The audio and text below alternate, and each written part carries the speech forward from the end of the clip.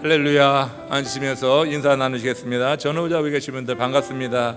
정말로 잘 나오셨고요. 오늘 처음 뵙는 분들도 계시고 또 오랜 동안 함께 사역하던 분들 다시 만나서 예배하게 되니 정말 감사합니다. 우리가 이렇게 주의 이름으로 모여서 성전 예배를 드리고 각 가정에서 이제 제단을 쌓으며 예배합니다. 모든 것이 다 풀려서 모두가 다 한 자리에 모여서 예배할 그날을 기대합니다. 우리가 그동안에 정말 더욱더 각자의 있는 자리에서 하나님을 예배하는 것은 어찌하든지 놓치지 않고 주님을 예배함으로 하나님의 은혜 안에 머물러 있기를 다시 한번 권면을 드립니다. 오늘 대강절 세 번째 주간으로 이 땅에 사랑의 빛을 비추러 오시는 우리 주님, 사람의 모양을 입고 오신 주님의 이야기를 같이 나누는 가운데 오늘 이 시간 우리에게 하나님께서 보기 원하시는 삶, 우리에게 심어주시기 원하는 그 메시지를 마음에 새겨서 삶 속에 한번 적용해 보는 그런 은혜가 임하는 시간 되길 원합니다. 제가 얼마 전에 저녁 식사 이후에 운동 삼아 우리 동네를 이렇게 걸어가고 있었습니다. 그런데 제 눈을 사로잡은 물건 하나가 들어왔는데 어느 집에선가 내놓은 의자였습니다. 그 깜깜한 밤이었는데 그 어둠 속에서 봐도 의자의 그 자태가 괜찮았어요. 깨끗해 보였습니다. 가서 제 후라시로다가 이렇게 비춰봤더니 정말 흠 하나 없는 깨끗한 의자인데 누가 이렇게 내다 놓은 것입니다. 그래서 그거 망설이다가 의자를 이제 주워서 제 집으로 가져왔었어요. 정말로 왜 버렸는지 알 수 없을 정도로 멀쩡한 의자였습니다. 지금에가 제가 아주 자주 또 잘 사용하고 있습니다. 아마도 주인은 유행이 지나서 버린 것 같아요. 낡아서 버린 것 같지는 않은데 여하튼 주인이 그 의자를 버리는 것이 가지고 있는 것보다 낫겠다 판단해서 분명히 버렸을 것입니다. 그렇게 버려질 만큼 가치 없다 여겨지던 것이 이제 새로운 쓰임새와 가치를 갖게 된 거예요. 얼마나 그 가치가 고귀하게 됐는지. 거기에 그냥 있으면 쓰레기차 갖고 가서 폐기 처분되고 말 그 의자가 저희 집으로 와서 제가 그 위에 앉아서 설교 준비를 했다는 거 아니에요. 오늘 여러분 이 말씀이 바로 그 의자에 앉아서 준비된 설교입니다. 정말로 편하고 좋은 그런 의자, 이 의자가 지금 이렇게 새로운 쓰임새와 가치를 갖게 된 것, 누군가에 의해서 완전히 버려진 그 의자가 새로운 주인을 맞이하게 되면서 전혀 새로운 가치를 갖게 되는 것을 보면서 많은 생각을 했습니다. 그리고 특별히 이 대강절에 주님께서 주는 인사이트가 있어서 이제 그 인사이트를 가지고 여러분들과 함께 나누려고 하는 거예요. 유사한 예가 저 유명한 피카소에게도 있었습니다. 피카소가 하루는 낡은 파리의 아파트 사이를 지나고 있었습니다. 그렇게 지나다가 막다른 골목에 다다랐는데 그 막다른 골목에 버려진 자전거 한 대가 그의 눈에 들어오게 된 거예요. 마침 아침 햇살이 쭉 비쳐서 그 자전거 위에 이렇게 멈추게 되었습니다. 그 순간에 이 화가 특유의 그 영감이 발동되었습니다. 그래서 그 자전거를 가져다가 안장과 손잡이를 다 떼어냈어요. 그리고 그가 용접을 하기 시작했습니다. 그래서 탄생한 작품, 지금은 값으로 헤아릴 수 없는 그 피카소의 대표적인 그런 작품이라 할 수 있는 황소머리가 그렇게 등장하게 됐다고 하는 거예요. 피카소가 이런 말을 남겼습니다. 사람들에게 버려졌다 해서 그 물건이 죽은 것은 아닙니다. 생명은 부여하는 자의 몫입니다. 그런 의미에서 쓰레기는 위대한 가능성을 가진 예술 재료가 됩니다. 이렇게 말했어요. 여러분, 대강절 세 번째 주간 우리 주님께서 이 땅에 오셨습니다. 왜 오셨습니까? 쓰레기처럼 버려진 인생들 주님께서 택하셔서 새로운 가치를 갖는 작품으로 만들기 위해서 우리 주님께서 이 땅에 오신 줄로 믿습니다. 우리 모두는 아담 이후 이렇게 사단의 유혹과 시험에 넘어간 그런 죄악된 모습을 가지고 태어나서 이 세상에 방치되던 존재였을 것이다. 정말로 죄로 인하여서 혐오스러운 존재로 전락되어 있었는데 그런 우리를 하나님이 생각하시고 그리고 사랑하셔서 독생자를 보내주신 것이죠. 우리 하나님의 손에 우리가 들려지게 됐을 때 예수 그리스도로 말미암아서 하나님과 다시 관계가 이어지게 됐을 때 우리의 가치는 정말 새로워진 거고, 그 가치는 값으로 헤아릴 수 없는 거예요. 세상의 그 무엇으로도 우리의 가치를 따를 수가 없는 하나님의 형상을 회복한 하나님의 아들, 딸이 된 줄로 믿습니다. 바울은 이것을 새로운 피조물이라 이렇게 말하고 있어요. 이전 것은 지나갔으니 보라, 새 것이 되었다고 말씀했습니다. 새 것이 되는 새 가치를 가진 새로운 그런 위치에 우리가 있게 됨을 그렇게 표현한 것이에요. 이와 관련해서 시편 40편 5절 말씀 같이 합독하겠습니다. 같이 읽어보세요. 여호와 나의 하나님이여, 주의 행하신 기적이 많고 우리를 향하신 주의 생각도 많도소이다. 내가 들어 말하고자 하나 주의 앞에 베풀 수도 없고 그 수를 세하릴 수도 없나이다. 연말이 되어서 지난 한 해를 되돌아볼 때 우리를 향하시는 하나님의 생각이 정말 많았다고 여러분 생각하십니까? 우리가 그 수를 헤아릴 수도 없다. 우리 하나님이 우리를 향해서 그렇게 관심을 갖고 있었다고 하는 것이 정말 믿어지는가 하는 거예요. 오늘 시인이 이렇게 말했죠. 우리를 향하신 주의 생각이 많다 말했습니다. 이것은 우리를 향하신 우리 하나님의 관심이 많다, 크다 하는 그런 의미예요. 사람이 누군가를 사랑하면 자연히 그의 일거수일투족에 관심을 갖게 되어 있습니다. 사랑하는 이가 말하는 것 몸짓 하나하나에 관심이 있는 거예요. 근데 시인이 지금 말하는 겁니다. 여호와 나의 하나님이여, 주의 행하신 기적이 많고 우리를 향하신 주의 생각도 많도소이다. 우리를 생각하신다고 하는 거예요. 여호와 하나님이 우리를 생각하셔서 우리를 위해서 기적을 행하셨다고 하는 거예요. 우리 하나님께서 우리를 위해서 기적을 행하신 것, 여러분 그 수를 헤아릴 수도 없다고 시인은 고백하고 있는데, 여러분 이 시인의 고백에 동의하십니까? 시인이 고백했듯이 여러분들을 위해서 하나님께서 이루신 일, 여러분을 생각하셔서 행하신 일이 정말 수도 헤아릴 수 없을 만큼 많다고 고백하십니까?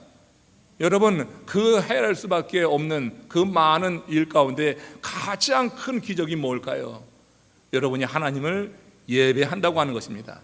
저는 그렇게 생각합니다. 예배라고 하는 것은 우연하게 이루어지는 일이 아닙니다.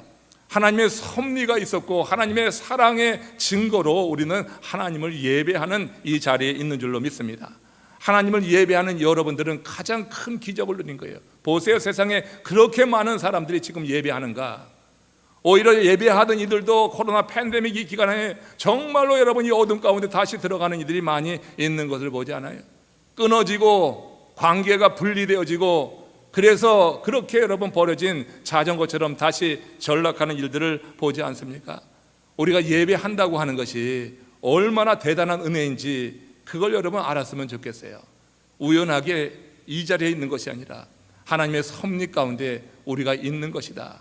내 생각으로 하면 갈 데도 많이 있고 할 일도 많이 있지만 하나님께서 우리의 부르심에 대한 응답으로 이 자리에 있다고 하는 것이, 나 같은 인생이 하나님을 예배한다고 하는 것이 기적이 아니겠는가, 이런 생각을 해봐요. 시인은 그 얘기를 하고 있는 거예요. 여호와여 나의 하나님이여, 주의 행하신 기적이 많고 우리를 향하신 주의 생각도 많도소이다. 이 다윗은요 편안한 때 이 시를 쓴 것이 아니에요. 정말로 어려울 때, 고난당할 때, 핍박당할 때, 쫓겨다닐 때, 광야에서 아무것도 볼 것 없는 곳에서 이런 아름다운 시를 쓴 거예요. 나를 향하신 주의 생각이 많도소이다. 하나님의 그 관심과 그 사랑에 대해서 경험한 시인이 이렇게 아름다운 노래로 하나님께 영광을 돌리고 있는 것입니다. 하나님의 시인 다윗에게 관심이 많다는 것, 그를 깊이 사랑하고 있다고 하는 증거가 되는 거예요. 사랑하지 않으면 관심하지 않습니다. 여러분들이 오늘 이 시간에 하나님을 예배하는 것도 하나님의 사랑의 결과다. 우리 하나님이 사랑하셔서 부르셨고 여러분은 부르심에 응답하여서 오늘 이 자리에서 예배하니 우리 하나님의 관심이 많은 사랑받는 주의 백성된 줄로 믿습니다. 우리가 이렇게 신실한 그런 때뿐만 아니라 어떤 경우에는 우리가 줄을 잇고 줄을 망각하고 버려진 자전거처럼 그렇게 여러분 어느 한 구석에 처박혀 있을 때, 그때도 우리 하나님은 우리를 향한 생각이 많았다고 하는 것을 기억해야지 돼요. 아담으로 인하여서 우리가 죄를 유전받고 이렇게 살아가지만 하나님의 관심은 그 이후 계속된 거예요.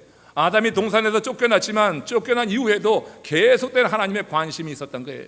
우리를 향하신 하나님의 생각이 정말 많이 있었음을 여러분 믿음으로 고백할 수 있기를 원합니다.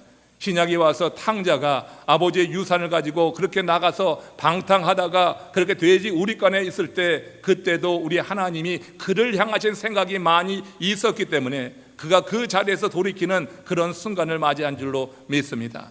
하나님은 쫓겨나고 우리가 버려진 상태에 있을 때라도 우리를 기억하시고 우리를 향하신 생각이 많다고 하는 것이에요. 신실할 때뿐만 아니라 이렇게 하나님을 예배하는 하나님의 사람들뿐만 아니라 지금 방황하는 영혼을 향해서도 하나님의 생각이 많이 있다고 하는 것이에요. 오히려 그들을 향하여서 하나님께서 많은 생각을 하시며 그들에게 돌아올 기회를 하나님이 지금 이 시간에도 그렇게 준비하고 예비하고 있으리라 생각합니다. 이와 관련해서 로마서 5장 8절은 의미가 있는 말씀이에요. 이것이 복음입니다. 같이 읽습니다. 우리가 아직 죄인 되었을 때 그리스도께서 우리를 위하여 죽으심으로 하나님께서 우리에 대한 자기의 사랑을 확증하셨느니라. 우리가 의인이 되었을 때가 아닌 것입니다. 죄인 되었을 때 버려진 자전거처럼, 버려진 의자처럼, 그렇게 여러분 우리가 흠이 있고 티가 있어서 뭔가 잘못되었어서 버려졌을 그때도 그리스도께서 우리를 위하여 죽으심으로 하나님께서 우리에 대한 자기의 사랑을 확증하셨다고 하는 것, 복음 아니에요? 우리의 생각과 참 많이 다른 겁니다. 하나님은 우리가 온전하고 쓸모가 있어서 사랑하는 게 아니에요.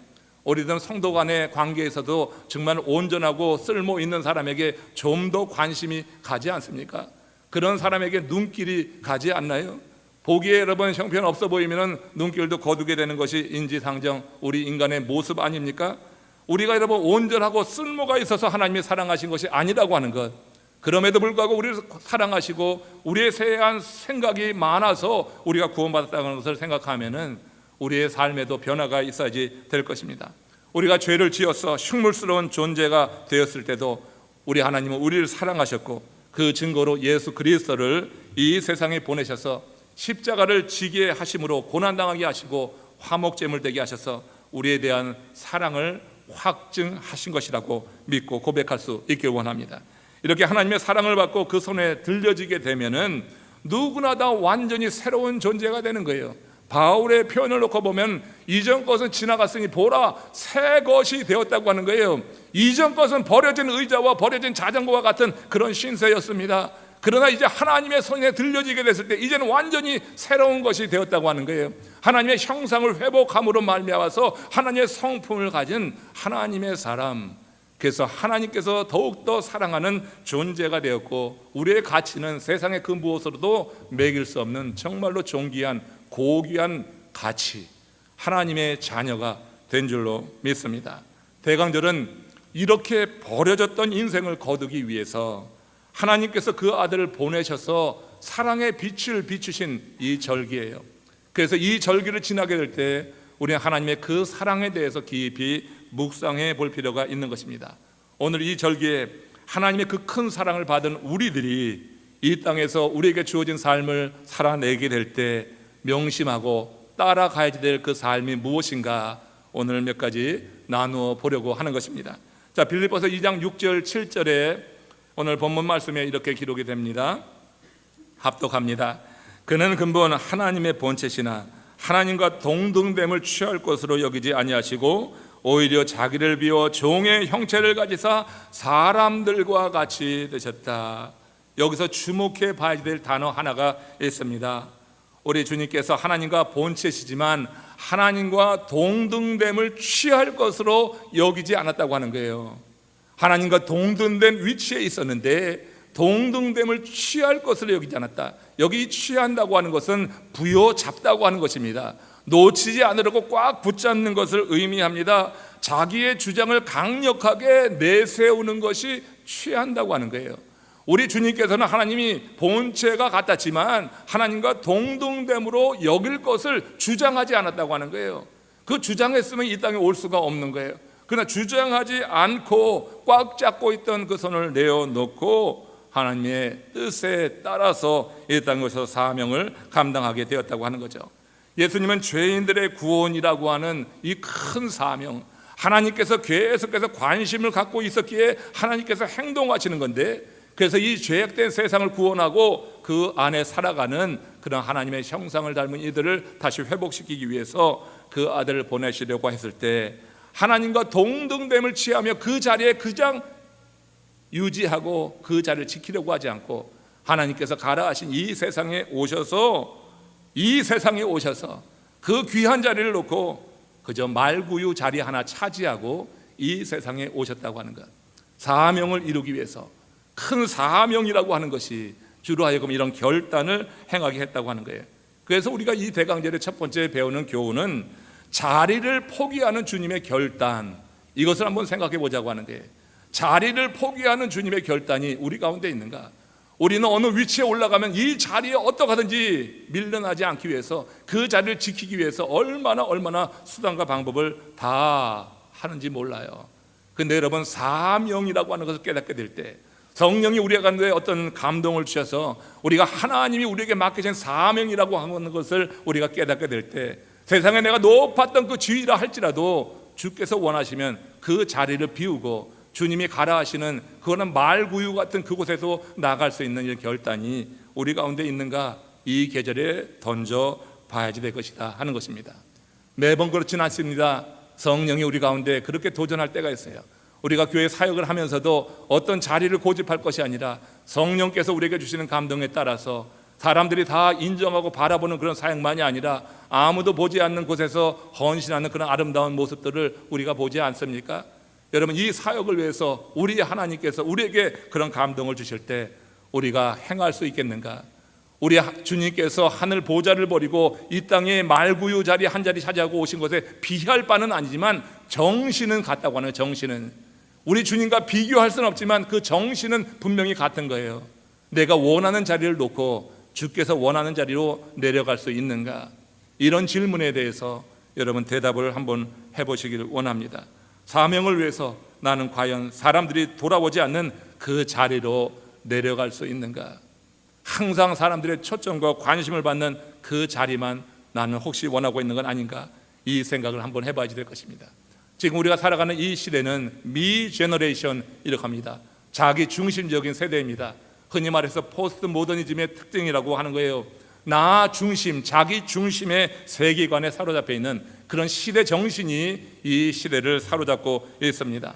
그래서 여러분, 타임즈에 보면 매 그해의 인물이라고 선정을 하지 않습니까? 그런데 그해의 인물은 사회 각 분야에 뛰어난 업적을 남긴 사람들, 그들을 택해서 그해의 인물로 해서 맨 마지막 그 에디션에 인물 사진과 함께 올리는 거 아니겠어요?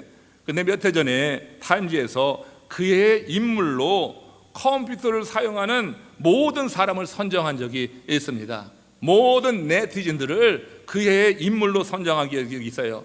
그래서 잡지를 만들 때 그 표지에 이 컴퓨터 모니터가 사진이 딱 들어가 있고 그 모니터 화면에 은박지를 붙인 것입니다. 그 은박지를 붙이니까 타임즈를 이제 구독하는 사람들은 그 타임즈를 딱 보며 그 겉모습을 보게 될 때 그 컴퓨터 화면 안에 자기가 들어가게, 그래서 그의 인물이 컴퓨터를 사용하는 모든 네티즌이라고 하는 것을 그렇게 해서 이렇게 특별한 에디션을 만든 적이 있어요. 타임즈가 그의 인물로 유를 선정한 데는 바로 인터넷상에 유튜브가 있었다고 하는 것입니다. 유튜브는 일반 네티즌들을 뉴스의 생산자이자 공급자로 등장시키는데 결정적인 역할을 하지 않았습니까? 유튜브 공동 창업자인 체드 헐리, 스티브 첸은 한때 실직자였다고 하는 것입니다. 그런데 그들이 파티에서 찍은 동영상이 있었는데 이 동영상을 인터넷상으로 어떻게 보낼까 궁금하다가 유튜브를 발명하게 되었다고 하는 거예요. 여러분, 팬데믹 기간에 전 세계가 상대적 거리를 두면서 1년 이상, 지금 2년까지 지나가고 있는데 이렇게 고립된 생활을 하게 되면서 많은 이들이 자택근무를 하면서 그렇게 상대적 거리를 두면서 가장 많이 한 일이 뭘까요? 여러분, 유튜브 서핑 아닙니까? 지금도 여러분 한 사람에 매일같이 수십 번씩 수백 번씩 어찌면 이 유튜브에 커넥돼 가지고 영상을 보는 이들이 있을 것입니다. 수많은 이들이 유튜브 영상을 통해서 정보를 얻고 그리고 정보를 생성하고 있는 것입니다. 유튜브가 이렇게 단기간 내에 성공을 할 수 있었던 그 특별한 이유가 있는데 그게 무엇이냐? 그것은 현대인들의 내면에 내재되어 있는 자기 표현 욕구를 이 유튜브가 해소해 주었다고 하는 것입니다. 유튜브를 통해서 내면에 있는 자기 표현, 나를 좀 드러내고자 하는 이 욕망을 드러내는 통로가 유튜브가 되었어요. 이렇게 현대인들은요, 자기가 너무 강한 거예요. 지금 이 시대에는 정말 자기 중심의 세대입니다. 세계의 중심이 자기가 돼야지 만족합니다. 그래서 자신이 원하는 자리에 머물러 있으려고 하지, 누가 가라고 하는데 가지 않으려고 해요. 내가 원하는 그 자리에만 있으려고 하는 거고, 내가 원하는 그 자리에 있을 때 내가 행복하다고 생각을 하는 것입니다. 주님이 원하는 자리, 주님이 권하는 자리 안 가려고 합니다. 우리가 진정 하나님의 자녀라고 하면, 그러나 주님이 원하는 자리가 있는 것을 알고 그 자리로 나아갈 수 있는 믿음의 결단이 있어야 돼요. 우리 주님께서 이 땅에 오신 것은 그 높고 빛나는 보좌를 내려놓고 이 땅에 오는 결단이 있었기 때문에 그게 가능했다고 하는 거예요. 우리가 여러분 이 계절에 바로 그런 주님의 결단을 생각이라도 좀 해보면 지내자. 생각이라도 좀 하자. 생각조차 하지도 않고 있으면은요, 아무런 행동의 변화가 나타나지 않는 거예요. 주님께서 이 대강절 세 번째 주간에 우리를 사랑하셔서 독생자를 보내셔서 사랑의 빛으로 희생케 하셨는데, 우리가 그 결단을 생각하게 될 때 우리에게도 주어진 사역의 여러 현장 속에서 우리가 해야 될 그 일, 내가 기뻐하는 일만이 아니라 성령이 내게 주시는 감동에 따라서 주께서 권하시는 그 사역이 있다고 하면은 내려가서 그 일을 감당하는 가운데 하나님께서 그를 지키시고 그를 통하여 일하시는 것을 바라보는 그런 기쁨을 누릴 수 있기를 주의 이름으로 축원합니다. 하나님께서 원하시는 것, 권하시는 그 일에 가면요, 처음에는 사람들의 관심을 받지 못할지 모르지만 그곳에서 그 사역을 감당하면서 하나님이 우리에게 수시로 주시는 기쁨을 경험할 수 있다고 하는 거예요.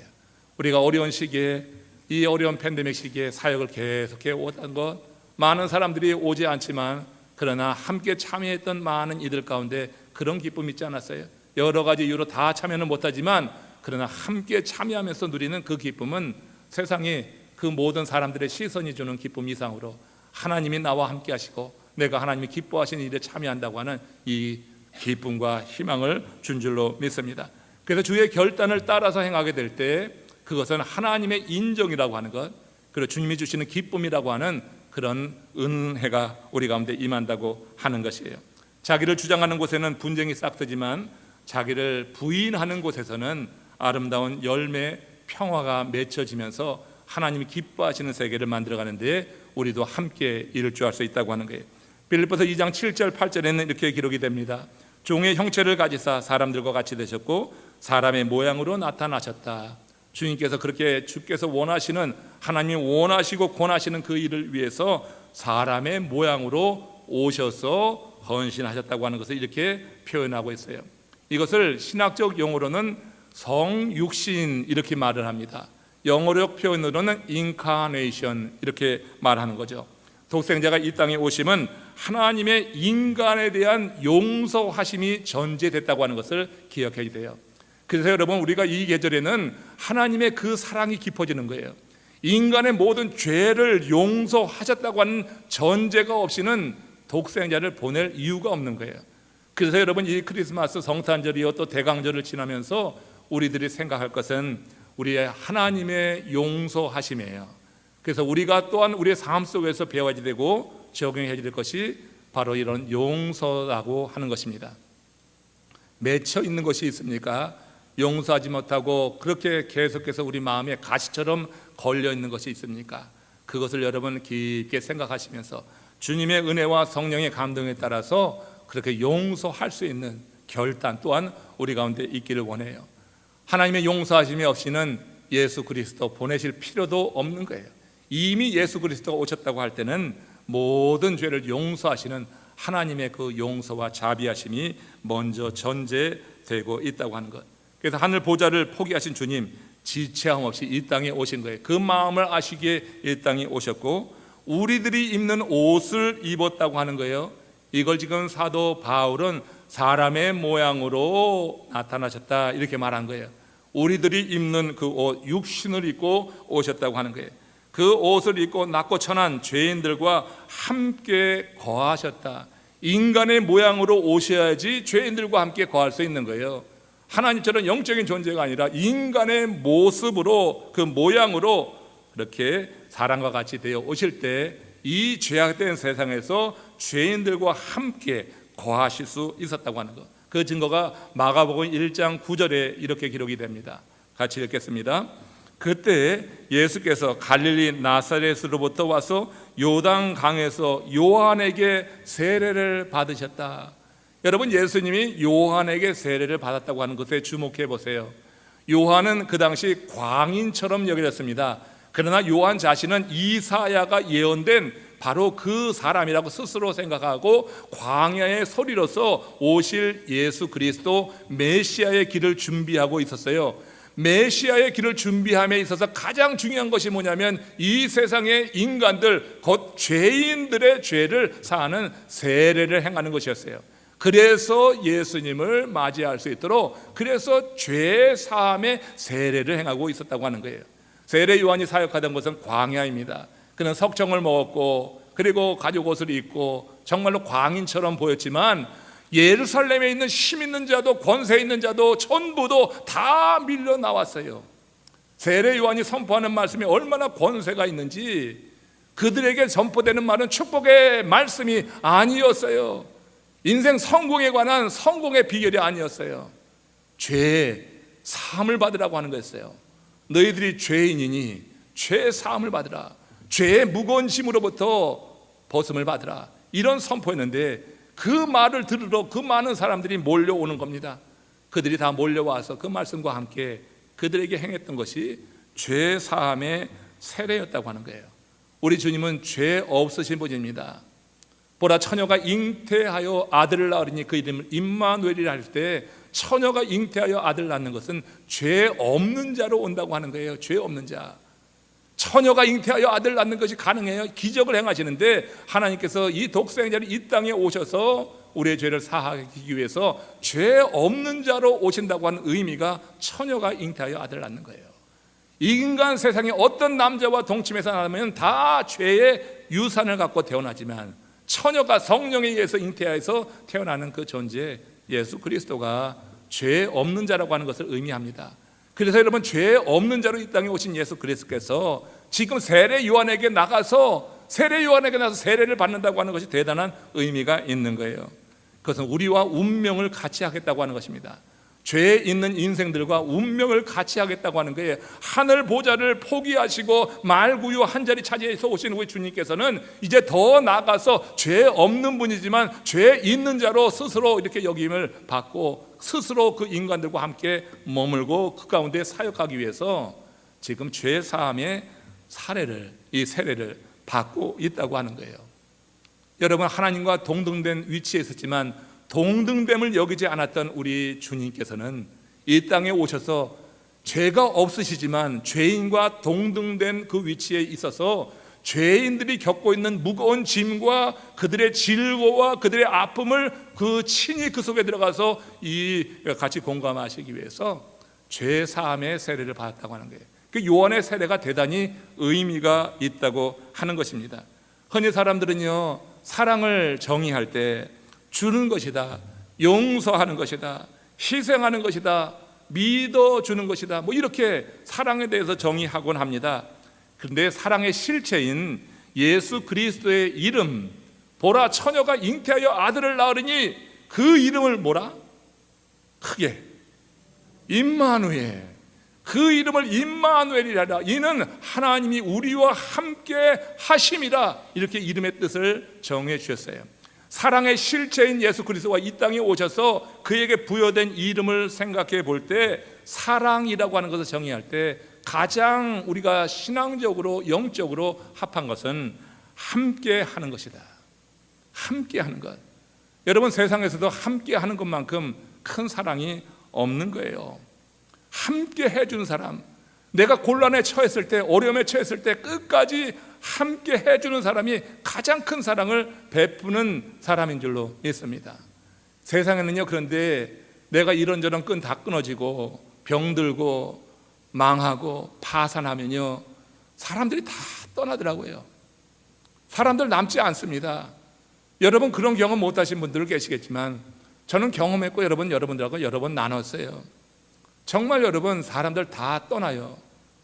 정말로 한참 혈기왕성한 청년 때 친구들 다 떠나고 혼자 참 기막힌 상황에 놓여 있을 때 그 삶은 여러분 정말 인간적으로는 말할 수 없는 거예요. 근데 얼마나 감사한지 그때 어린 시절부터 알았던 주님, 그 주님이 여러분 고백되더라고요. 진짜. 그러면서 그 주님께서 내 사정을 아시고 지금 함께하고 있다고 하는 것이 느껴지더라고요. 모든 사람이 떠난 그 자리에서 주님께서는 함께하는 거예요. 사람은 손을 놓을 때가 있어요. 부모로 할지라도 자식의 손을 놓을 수밖에 없는 그런 순간이 있을 때 있습니다. 요즘같이 이렇게 정말 자기 중심적인 미 제너레이션 세대에서는요, 부모들도 이기적이 되는 경우 많이 있어요. 그러나 여러분, 하나님은 영원히 우리와 함께 하신다고 하는 약속처럼 우리와 영원히 함께 거하시는 정말로 사랑에 많으신 우리 하나님을 믿으시기 바랍니다. 하나님이 그런 분이에요.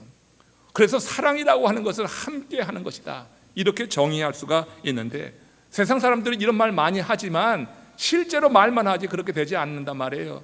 그들이 함께하는 것은 철저히 조건적인 거예요. 함께한다고 하는 것은. 그러나 주 안에서 우리가 주님이 이 땅에 오셔서 우리와 함께하신 것을 생각하면은 우리가 함께한다고 하는 의미, 내가 사랑한다고 하는 의미를 좀 더 깊게 생각해 보며 그것을 삶에 적용해 보고 살아야 될 것이다.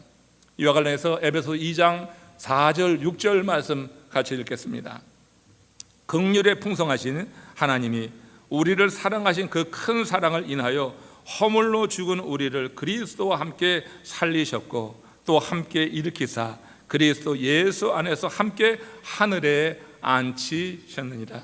바울은 하나님의 큰 사랑으로 인하여서 허물로 죽은 우리들이 생명을 얻게 되었다, 이렇게 전제하죠. 그 일을 위해서 하나님께서 우리를 살리기 위해서 예수 그리스도를 세상에 보내주셨습니다. 그리고 우리 죄인들과 함께 하게 하셨어요.